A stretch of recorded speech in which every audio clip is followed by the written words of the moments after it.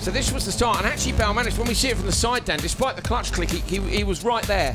Yeah, and that clutch kick able to just bring the RPM up so he can get that extra drive away from the line. Wasn't necessarily a big bulk to hold him backwards, but just enough that he felt we needed that extra bite. Good start from Gronholm, a whole shot in dusty conditions, and we might see that, don't forget, later in the weekend. Yeah, they're watering it when they're going to water it. We don't know what the schedule is for watering the track.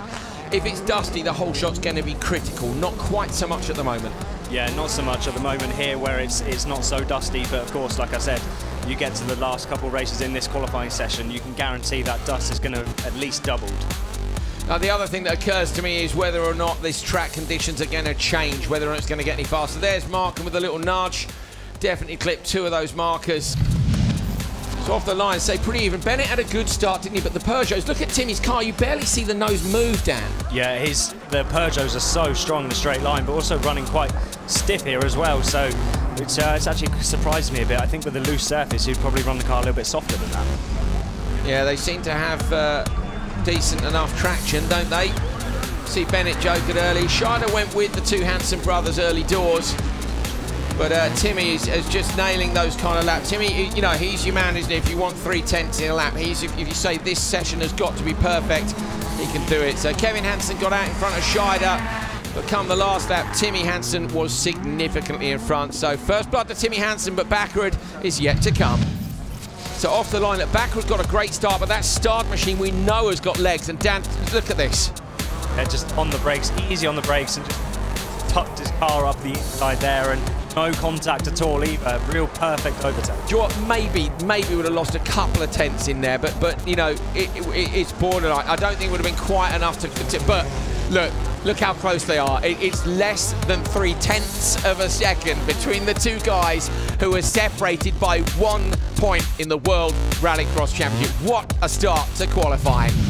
So off the line, look, wheel spin from Sheeter, got a good start. Sabo then manages to close down the gap on the way up towards turn 1, shuts the door. Silveremon hits him from behind, and you see the smoke start to come off the rear. Dan, I was interested as to why they joked him early. Were they trying to cover off Sheeter? I think Sheeter was probably the threat man, because Cyril was right behind him when he jokered and came out behind Gerland. So they felt the need to get Szabo in to fend off there, and you can see Cyril really wild on the grass. I mean, he was wild from the entry of the joke lap to the braking point at the end of the lap. So this was Szabo going early. What you need to try and see, I don't know whether he caught it or not, is Timozyanov in turn 1. It might be the next lap. He's absolutely on the limit here. We're not going to see it. He was fully lit, fully sideways, but he takes it. So Timozyanov in front of Szabo, but it's the championship protagonists who are at the top of the timesheets. So off the line, Andreas got a good reaction time, but somehow Danny didn't get the start, did he there? Yeah, I mean, that could probably be down to something like gear shifts or something like that, just not quite getting the timing perfect as other people around him would have done. So not quite changing at the right point, meaning he's not fully on the power band. Wheel spin maybe as well. RPM is crucial, is it? He didn't bog, did he? So we know he wasn't too low. He could have just been slightly too high and had a little bit, tiny bit too much wheel spin compared to everybody else. So there's Gronholm running wide, tapping that track marker. I'm not sure if that one counts or not, because it hasn't got a red tape on the top of it. So you see the ones around the inside, they've got red tape around them. Those are the ones that the drivers have to watch out for. So maybe the one on the top of the jump won't count, because it's just telling the drivers where the road's going. Of course, it's a blind crest. But great job by Niklas Gronholm in the first race of Q2. He takes the checker flag and sets the fastest time so far. Race 2 of Q2, a brilliant start by Timozyanov. Up towards turn 1, Dan. Yeah, okay, Anton tried the outside. Scheider had a cheeky look up the inside, but the Russian held on. Yeah, so really good start from Timozyanov. I think those Hyundais are so strong in the straight line, aren't they? He just managed to out-drag Scheider all the way down to turn 1. It's an absolute weapon, isn't it? I have to say, there's a bit of me that wishes the Polos were here to see what the pace is. I know we can look back at last year's lap times, but you can't really do that in Rallycross because you're never sure about track watering and conditions and all the rest of it. And I don't know, I think it would have been closer this year. I'm sure Johan's watching. I know he made a post, didn't he, about how having been the world champion for another 2 or 3 days. So, Johan, if you are watching, yeah, I know you've sent the big trophy back, mate. Hopefully we'll see you back at some point to try and win it again. On this occasion, it's Timozyanov who picked up the prize. It was only a checkered flag, but it was also P2 in the session. Great job for him. It's a 1-2 for GRX. Race 3 of Q2. Good start by both the starred guys. Not so much for Gulan Shishrit. And Shishrit, unfortunately, after the race as well, a 5-second penalty for hitting 2 track markers in the same race. Yeah, so we've just seen that come up on our timing screens, and just to, you know, rub a bit of salt in the wound of missing the start, you then got another 5 seconds on your time. But yeah, kind of irrelevant, really. But not ideal for Gulan. It's a shame, really, because we know that McGann's been super quick recently, but he'll try and fight back in the next couple of sessions. Baumanis behind Kaliakowski. Tricky, as we said, for the team, because they're not both for one. Baumanis is a full-timer. They can't just go move over your teammate, because Kaliakowski wants the best result possible for him and his sponsors here this weekend. But as Baumanis said, look, it was a fair fight, I think, and I got it done, and he did. So Yanis Baumanis edges it from Kaliakowski.